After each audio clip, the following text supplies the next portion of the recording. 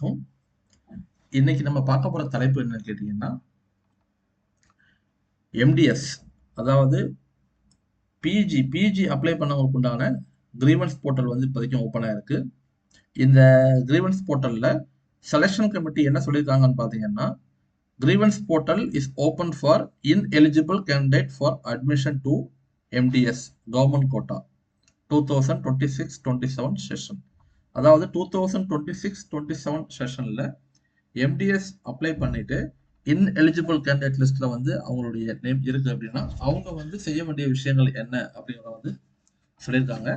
So the following candidates of MDS course 2026-27 session are made ineligible in view of not submitting the relevant document. அதாவது அவங்க application submit பண்ணும்போது கொடுத்த டாக்குமெண்ட்டை வந்து relevant document submit பண்ணாதனால அவங்களுடைய application வந்து consider பண்ண கிடையாது.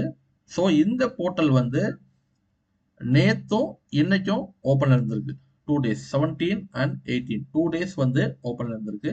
ஸோ இந்த 2 daysல அடிஷ்னல் டாக்குமெண்ட்ஸ் ஏதாவது உங்க கையில் இருந்துச்சு அப்படின்னா, இல்லை ப்ராப்பர் டாக்குமெண்ட்டை சப்மிஷன் பண்ணாமல் நீங்கள் விட்டுருந்தீங்க அப்படின்னா உங்களுடைய டாக்குமெண்ட்டை நீங்கள் போர்ட்டல் அதாவது pg.tnmedicalonline.co.in MDSGGIE இந்த லிங்க்ல நீங்க கிளிக் பண்ணி உங்களுடைய டீட்டெயிலை கொடுத்து நீங்க உங்களுடைய டாக்குமெண்ட்ஸை நீங்க சப்மிட் பண்ணீங்கன்னா அந்த டாக்குமெண்ட்ஸை கமிட்டி அதாவது செலெக்ஷன் கமிட்டி வந்து கன்சிடர் பண்ணியிருப்பாங்க. கன்சிடர் பண்ணிக்கிட்டு உங்களுடைய அப்ளிகேஷனை வந்து ரிஜெக்ட் ஆகாம ஃபர்தரா வந்து அவங்க மூவ் பண்ணுவாங்க. ஸோ டைம் வந்து 2 days மட்டும்தான். 17/8/2026 8 மணிலேருந்து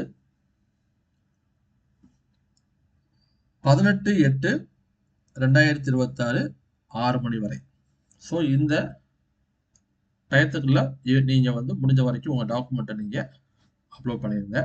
இதை தாண்டி any grievances not submitted through the official portal, இதை தாண்டி வேற எந்த விதமாகவும் நீங்க உங்களுடைய கிரீவன்சஸ் சப்மிஷன் பண்ண முடியாது. இந்த போர்ட்டல் லிங்க் வந்து முழுக்க கவர்மெண்ட் கோட்டால அப்ளை பண்ணவங்களுக்கான link. So any grievances submitted after the stipulated time will not be considered. அவங்க சொன்ன டயத்துக்கு மேல நீங்க இந்த லிங்க் மூலமா நீங்க ட்ரை பண்ணாலோ இல்ல போஸ்டல்ல அனுப்பினாலோ இல்ல மெயில் பண்ணாலோ அவங்க கமிட்டி வந்து கன்சிடர் பண்ண மாட்டாங்க. No individual communication will be sent to the candidates in this regard.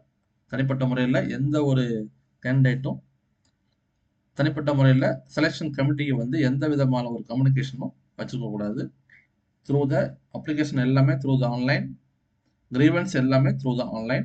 As per the committee என்ன சொல்றாங்களோ அது பிரகாரம் தான் செய்ய முடியும் அப்படின்னு செலெக்ஷன் கமிட்டி வந்து ரொம்ப கிளியரா கொடுத்துருக்காங்க.